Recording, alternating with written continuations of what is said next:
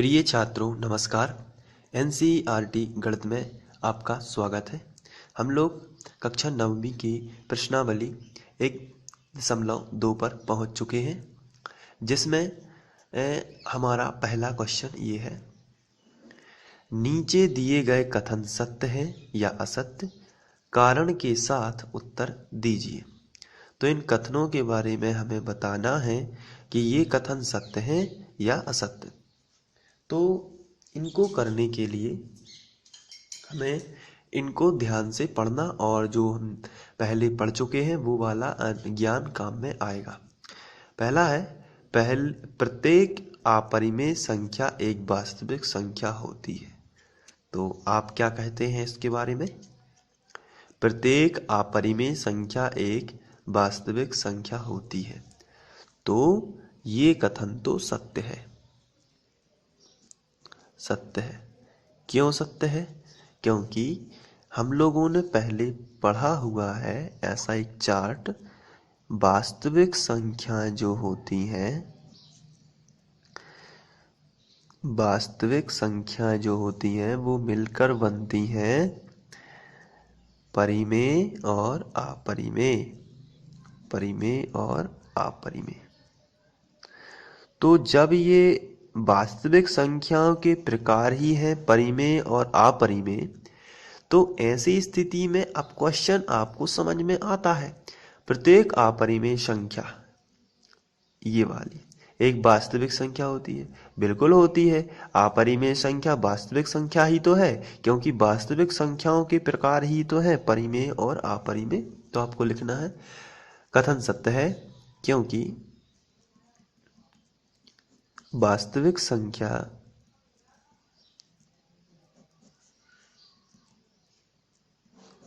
परिमेय और अपरिमेय से मिलकर बनती है। परिमेय और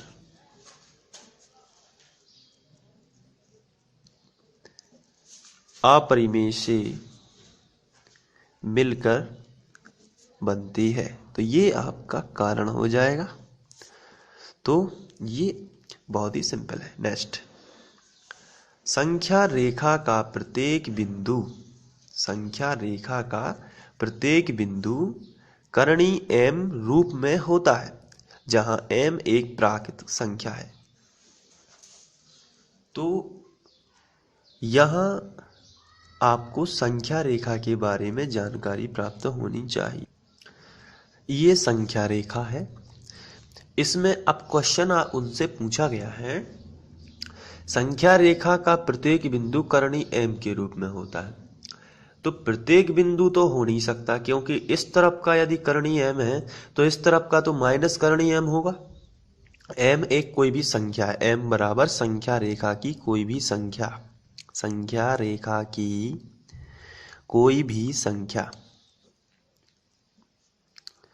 तो जो यदि उन्होंने कहा कि संख्या रेखा का प्रत्येक बिंदु करणी m के रूप में होता है, तो ये बिल्कुल गलत है। क्योंकि करणी, यहाँ यदि हम करणी -3 भी तो कर सकते हैं, क्योंकि माइनस भी अंक भी तो ले सकते हैं। तो हम लिखेंगे कि माइनस करणी m भी तो हो सकता है। m का मतलब कोई भी, यहाँ से हम माइनस वाली कोई भी संख्या ले सकते हैं। जरूरी थोड़ी है कि हम करणी m ही लें। करणी m का मतलब करणी 4, करणी 3, करणी 2 ऐसी प्लस वाली संख्या ही लें। तो और उन्होंने ऊपर से ये भी लिखा है जहां m एक प्राकृतिक संख्या है। तो m एक प्राकृतिक संख्या है, ये भी क्योंकि प्राकृतिक संख्या के अलावा उसमें और भी कुछ होता है, जीरो भी होता है। तो यह कथन क्या हो जाएगा? पूरी तरीके से असत्य हो जाएगा। और असत्य, और इसका कारण आपको लिख देना है, क्योंकि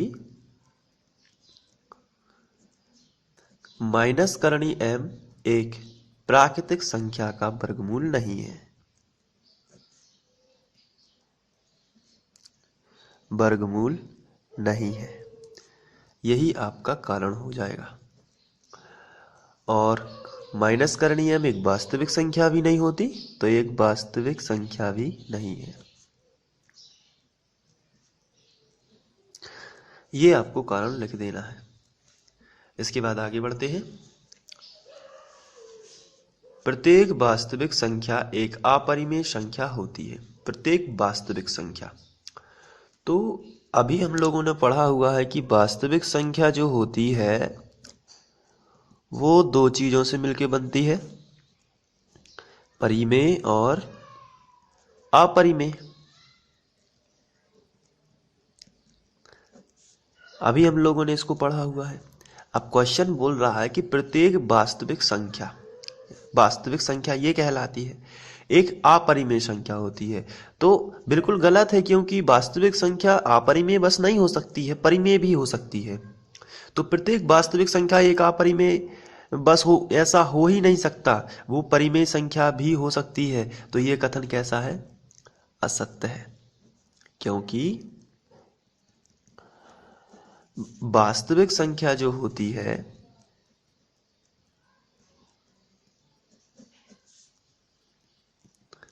वास्तविक संख्या परिमेय भी होती है, परिमेय भी होती है, अपरिमेय तो होती है, साथ में परिमेय भी होती है। तो इस तरीके से ये क्वेश्चन सॉल्व हो जाता है। नेक्स्ट क्वेश्चन है, क्या सभी धनात्मक पूर्णांकों के वर्गमूल अपरिमेय होते हैं? यदि नहीं तो एक ऐसी संख्या के वर्गमूल का उदाहरण दीजिए जो एक परिमेय संख्या है। तो सभी धनात्मक पूर्णांकों के वर्गमूल अपरिमेय नहीं होते हैं, कुछ के परिमेय भी हो जाते हैं। जैसे एग्जाम्पल, इसका आंसर लिखते हैं डायरेक्ट। इसका जो आंसर होगा, जैसे मान के चलिए करणी 49। करणी 49 में इसका वर्गमूल होता है 7, और 7 एक परिमेय संख्या है, क्योंकि इसके बटे में हम लोग 1 लिख सकते हैं। तो करणी 49 का जो वर्गमूल होगा वो 7, और 7 एक परिमेय संख्या है। इसका सीधा सीधा आंसर यही हो जाएगा बस। तो इस तरीके से आप इस प्रश्नावली के पहला क्वेश्चन और दूसरे क्वेश्चन को सॉल्व कर सकते हैं। अब हम लोग तीसरे क्वेश्चन की ओर बढ़ते हैं। इसके बाद तीसरा क्वेश्चन दिया गया है, संख्या रेखा पर करणी 5 को किस प्रकार निरूपित किया जा सकता है? तो इसके लिए कुछ आपको स्टेप्स देखने हैं कि किस प्रकार से हम लोग संख्या रेखा पर करणी 5 को निरूपित कर सकते हैं। सबसे पहले जैसे करणी 5 दिया है, तो करणी के भीतर, अंडर रूट के भीतर जितने भी अंक लिखे हैं वो सेंटीमीटर में आप उसको स्केल की सहायता से उतने सेंटीमीटर का, जितना करणी के भीतर लिखा है, अंडर रूट के भीतर लिखा है, उतने सेंटीमीटर का रेखाखंड खींचना है। तो कितने का रेखाखंड खींचना है? करणी 5 के भीतर, यानी करणी 5 में 5 है, तो 5 सेंटीमीटर का रेखाखंड खींचना है। तो चलिए 5 सेंटीमीटर का रेखाखंड खींचते हैं। यहाँ नीचे खींचना है, क्योंकि ऊपर पता नहीं रहता है कितने ऊपर तक जाएगा। तो 5 सेंटीमीटर ये रहा स्केल, और यहाँ 5 सेंटीमीटर का रेखाखंड खींचते हैं हम लोग। तो आपको पता ही होगा कि कैसे नापते हैं। यहाँ ये है 0, तो यहाँ बिल्कुल 0 के सामने ही रखना है एक पॉइंट, और ये है 5, तो यहाँ एक पॉइंट रख देते हैं। अब इन पॉइंट को मिला देते हैं, इससे हमारी लाइन बिल्कुल फिक्स ही आएगी। इस तरीके से मिला देना है। तो ये है रेखाखंड। इसको कुछ भी नाम दे सकते हैं आप, PQABCD। मैं यहाँ A और B नाम दूंगा। तो A, और यहाँ नाम दे देता हूँ B। ये है 5 सेंटीमीटर का। इसके बाद आपको क्या करना है कि यहाँ जो B पॉइंट है, B पॉइंट से 1 सेंटीमीटर दूर जाना है, और एक बिंदु और लेना है, लेकिन फिक्स 1 सेंटीमीटर दूर। तो यहाँ पहले तो आपको यहाँ 0 वाला जो पॉइंट दिख रहा है, ये वाला, इस बिंदु पर रख देना है ऐसे, और 1 सेंटीमीटर दूर, और फिक्स 1 सेंटीमीटर दूर जाना पड़ता है। तो यहाँ हम लोग, इसकी प्रोसेस आपको बिल्कुल ध्यान रखनी है, याद ही कर लेनी है। तो ये 1 सेंटीमीटर दूर का ये पॉइंट मैं यहाँ बना देता हूँ। तो ये 1 सेंटीमीटर और हम लोग दूर पहुँच गए हैं, और ये C है। अब ये ए बी है, ये सी है। अब परकाल की सहायता लेंगे और ए सी का मध्य बिंदु खींचेंगे। ए सी का मध्य बिंदु, ए और सी। तो ए सी का जो मध्य बिंदु खींचना है, उसके लिए हमें ए सी, ये पूरी भुजा ए सी है, लेकिन इसका हमें आधे से ज़्यादा ले लेना है, आधे से ज़्यादा ये, ठीक है। इस लाइन की, ए सी लाइन का, ना कि A B, A C line का आधे से ज़्यादा लेना है और ऊपर चाप लगा देना है और नीचे चाप लगा देना है, उतना ही जितना है। आपको देखना है कि ये परकाल आपका सही होना चाहिए और जितना चाप ऊपर लगा है उतना ही चाप को नीचे लगा देना है, इस तरीके से। अब ये चाप लग गया है। आप फिर से इसको प्रोसेस को देख सकते हैं। जो ये मैंने इधर लगाया है, उतना ही चाप आपको यहाँ भी लगा देना है।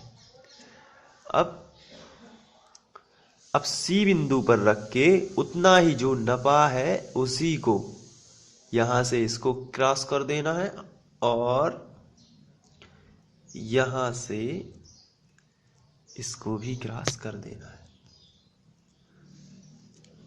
तो आप समझ गए होंगे क्रॉस करना है। और यदि क्रॉस आपके नहीं भी करते हैं तो आप पहले वाले चाप को वहाँ से थोड़ा सा बढ़ा देते हैं, इस तरीके से, तो वो क्रॉस हो जाते हैं। अब जिस भी पॉइंट पर ये क्रॉस किए हैं वहाँ आपको मिला देना है, ऐसा।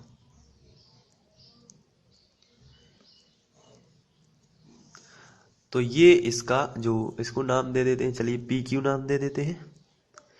तो ये जो ओ बिंदु है ये ए सी का अर्धक है, तो यहाँ ओ नाम दे देते हैं। अब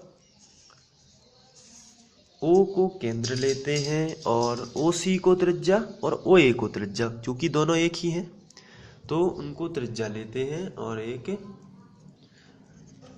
वृत्त बना लेते हैं, अर्धवृत्त ऊपर। चलिए, तो इस तरीके से ओ को केंद्र और ओ सी को त्रिज्या लेकर एक अर्धवृत्त बना लेना है आपको। मेरा परकाल थोड़ा डिस्टर्ब कर रहा है, फिर भी आप इस तरीके से आप एक अर्धवृत्त बना लेना है। तो ये अर्धवृत्त बन गया। तो आप तो समझ गए होंगे कि मैं क्या कह रहा हूँ। अब इसके बाद यहाँ से बिंदु बी जो है, बिंदु बी पर आपको एक रेखा खींच देनी है और ये रेखा अर्धवृत्त से जाएगी। तो बिंदु बी से ये रेखा इस तरीके से आपको खींच देनी है। तो यहाँ जो पॉइंट है वो आप नाम दे सकते हैं कुछ भी, मान के चलिए डी नाम दे दिया, और ओ से इस डी को मिला देना है, ओ से इस डी को मिला देना है। तो जो ये ओ डी रेखा है यही करणी 5 है। जो ओ डी रेखा आपकी हो जाएगी वही करणी 5 है। और इस हिसाब से हम लोग, तो ये जो है आपकी करणी 5 ये नहीं होगी, ये हो जाएगी बी डी करणी 5। इसको आपको मिलाना भी नहीं है, ये आपको लाइन नहीं खींचनी है, तो बी डी आपकी करणी 5 हो जाएगी। तो इस तरीके से आप इसको सॉल्व कर सकते हैं। और दूसरी प्रोसेस ये भी होती है, क्योंकि दूसरी प्रोसेस के हिसाब से मैं समझाने वाला था। एक प्रोसेस तो ये होती है, अगर आप यहाँ से बी से 1 सेंटीमीटर लेंगे और उस हिसाब से करेंगे तो भी आएगा, लेकिन ये भी सही प्रोसेस है, ये सरल भी है। तो करणी 5 जो है आपकी बी डी बन जाएगी और ये आपको नहीं खींचना है। तो जितनी लाइन ये है उतनी ही उसकी बी डी हो जाएगी। तो आप समझ लेना इसको बहुत अच्छे से और इसको कर लेना। और यहाँ आपको लिख देना है 1 सेंटीमीटर और बाकी सब ठीक है। और आप ये चूँकि हम लोगों की संख्या रेखा है, इसको आगे भी बढ़ा दें। यदि तीर का चिन्ह लगाना है तो आप यहाँ तीर का चिन्ह भी लगा सकते हैं और यहाँ नामांकन भी कर सकते हैं, 1 2 3 इस तरीके से, और 1 2 3 इस तरीके से कर देना है। और ये जो लाइन है BD, यही आपकी वो BD लाइन जो होती है उसको हम बोलते हैं करणी 5। तो हम स्टेप लिख देते हैं। पहला स्टेप हम लोगों ने किया था, सर्वप्रथम AC बराबर AB बराबर 5 सेंटीमीटर का रेखाखंड खींचा था, रेखाखंड खींचा। उसके बाद सेकंड स्टेप पे किया था, AB जो रेखाखंड हो गया था वह बिंदु B से 1 सेंटीमीटर की दूरी पर बिंदु C लिया। बिंदु B से 1 सेंटीमीटर की दूरी पर बिंदु C लिया, बिंदु C लिया। इसके बाद AC, तीसरा जो हम लोगों का पॉइंट था वो था AC का अर्धक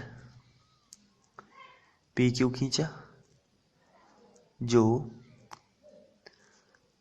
AC को ऊपर काटता है, ऊपर काटता है। अब चौथा पॉइंट हम लोगों ने OC त्रिज्या लेकर अर्धवृत्त बनाया था, अर्धवृत्त बनाया। और लास्ट जो किया था अभी 5वां पॉइंट, वो हमने किया था B से एक रेखा खींची, ऊपर की ओर खींची थी, जो अर्धवृत्त पर D बिंदु पर काटती है, अर्धवृत्त को D पर काटती है, D पर काटती है। तो इस हिसाब से जब D पर काटती है तो BD बराबर करणी 5 ही होगा। BD ही क्या है? करणी 5। आपको ये प्रोसेस याद रख लेनी है और ये वाली लाइन आपको नहीं खींचनी है। Thank you.